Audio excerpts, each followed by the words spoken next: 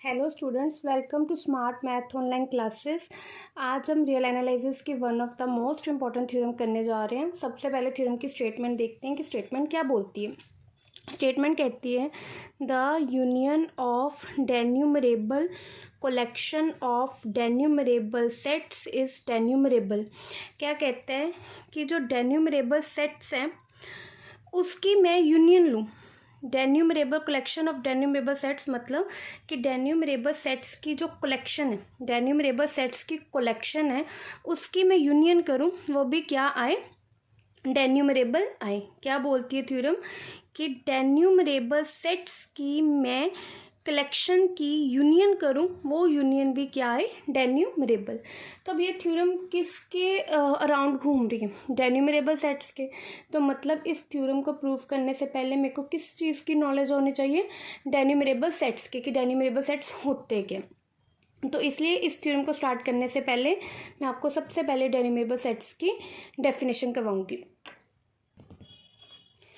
डेन्यूमरेबल set कि denumerable set क्या होते हैं। Any set A is said to be denumerable set if there exist F mapping F from N to A such that F is 1 1 and onto that is a equivalent to n where n is set of natural number। क्या कहते हैं, किसी भी set ए को डेन्यूमरेबल set कब बोलेंगे, अगर if कोई मैपिंग f एग्जिस्ट कर जाए n से लेके a तक, सच डेट वो मैपिंग 1 1 भी हो, ऑन टू भी हो। किसी सेट ए को डेन्यूमरेबल कब बोलेंगे, जब एक मैपिंग एग्जिस्ट कर जाए f सच डेट वो मैपिंग 1 1 एंड ऑन टू हो जाए, तो उसको डेन्यूमरेबल सेट बोलेंगे। इन अदर वर्ड कि वो सेट इक्विवेलेंट हो n के, वेयर n इज क्या है, set of natural number.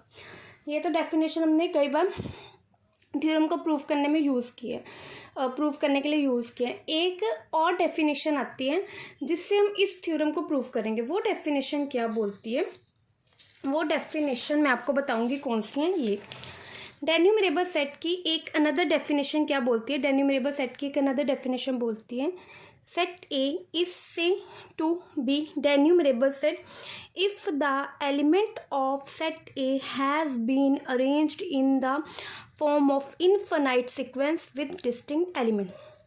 Set ए को डेन्यूमरेबल सेट कब बोलेंगे, इफ अगर एलिमेंट ऑफ सेट ए के एलिमेंट हैज़ बीन अरेंज हो जाए इन द फॉर्म ऑफ, किस फॉर्म में, इन्फिनाइट सीक्वेंस में, विद डिस्टिंक्ट एलिमेंट। अगर सेट ए के एलिमेंट इन्फिनाइट सीक्वेंस के फॉर्म में अरेंज हो जाए विद डिस्टिंक्ट एलिमेंट, अलग अलग एलिमेंट्स में, तो उस सेट को हम क्या बोलेंगे, डेन्यूमरेबल सेट।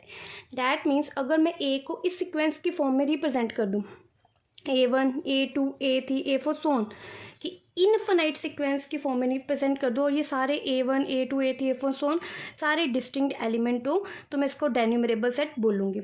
सिंपली मैं स्टूडेंट्स आपको बता दूँ, किसी भी सेट ए को हम डेन्यूमरेबल सेट कब बोलेंगे, फर्स्ट वो सेट इनफिनाइट हो, सेकंड डिस्टिंक्ट एलिमेंट्स, उसमें डिस्टिंक्ट एलिमेंट्स हो, थर्ड नंबरिंग ऑफ एलिमेंट्स के एलिमेंट्स की नंबरिंग कर सके। किसी भी सेट ए को डेन्यूमरेबल सेट कब बोलेंगे, वो अगर तो इन्फिनाइट हो, उसमें डिस्टिंक्ट एलिमेंट्स हो, नंबरिंग ऑफ एलिमेंट्स की नंबरिंग हो। फॉर एग्जांपल जैसे ये सेट ए, ये सारे के सारे क्या होना चाहिए, सेट इन्फिनाइट होना चाहिए। ये A1 A2 A3 सारे डिस्टिंक्ट और इसकी नंबरिंग हो रही है, element first, element 2, element 3, element 4, element 5 इस तरह चल रहा है।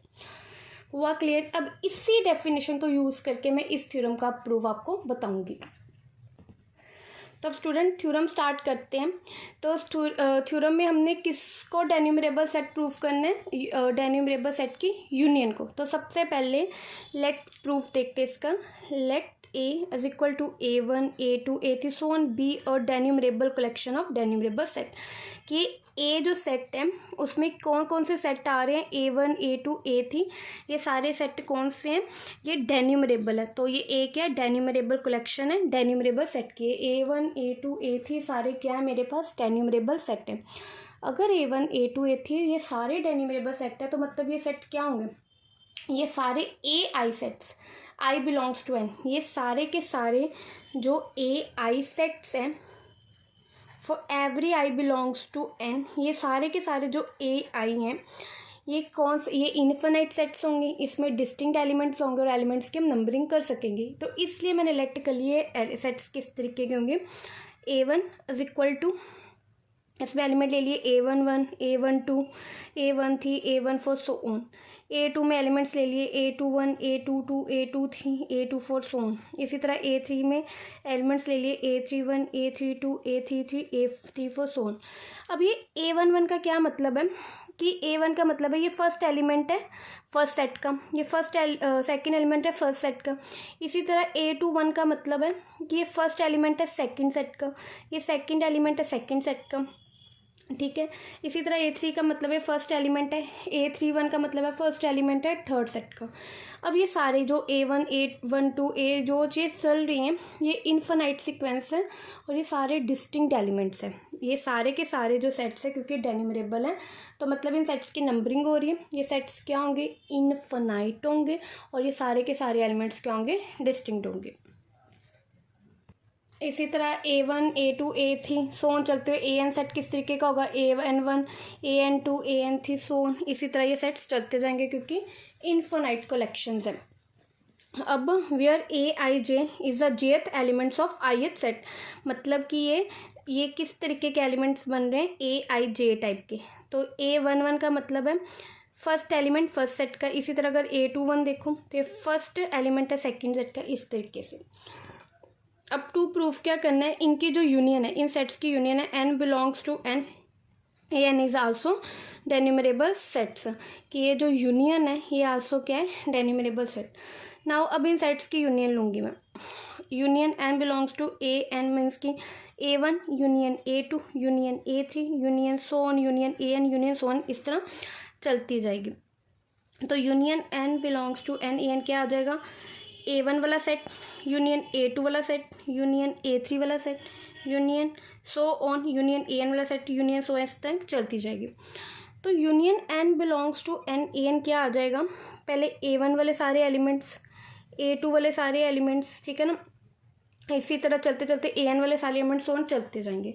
तो अब इस सेट्स को मैंने डेन्यूमरेबल प्रूफ करना है तो क्या क्या प्रूफ करूँगी कि ये सेट इन्फिनाइट हो, दूसरा इसमें डिस्टिंक्ट एलिमेंट हो और इनकी नंबरिंग कर सकूं।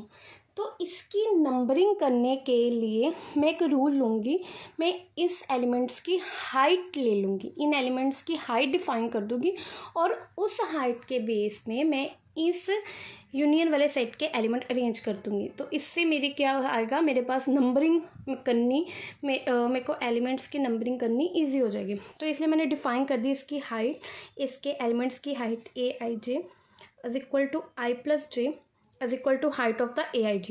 मैंने हाइट क्या डिफाइन कर दी AIJ एलिमेंट की, I प्लस J क्या डिफाइन कर दी, height of AIJ। Arrange the element of union n belongs to n AN on the basis of height of AIJ we get union n belongs to n AN is equal to set A11, A12, A21, A13, A22, A31 so on. कहता है कि arrange कर दो जो set है union n belongs to n AN के element, उसकी elements की हाइट के बेस पे अरेंज कर दो union n belongs to n AN के एलिमेंट, उस एलिमेंट की हाइट के बेस पे, तो मेरे को ये सेट मिलेगा। तो अब मैं आपको ये बताती हूँ स्टूडेंट्स ये कैसे आया, ये सेट कैसे बना उसके एलिमेंट्स की हाइट के बेस पर। Union n belongs to n AN is equal to क्या था, A1 union A2 union A3 union so on. तो अब सेट्स की यूनियन ले ली, ये A1 सेट यूनियन ये A2 set union A3 set union so on. तो अब मैंने हाइट क्या डिफाइन की थी, height of AIJ element is equal to I plus J। मैंने एलिमेंट्स किसके बेस में अरेंज करने हैं, height of the element of AIJ। मैंने एलिमेंट्स किसके बेस पे अरेंज करने हैं, height of the element of AIJ। तो हाइट ऑफ AIJ एलिमेंट क्या थी, I प्लस J। अब सबसे पहले सेट में देखते हैं, तो सबसे पहले सेट की हाइट क्या बनती है, 1 + 1 2, क्योंकि हाइट क्या डिफाइन की है AIJ की हाइट ऑफ AIJ क्या डिफाइन किया, I प्लस J। तो 1 + 1 2 A2, तो मतलब A11 की हाइट आ गई 2।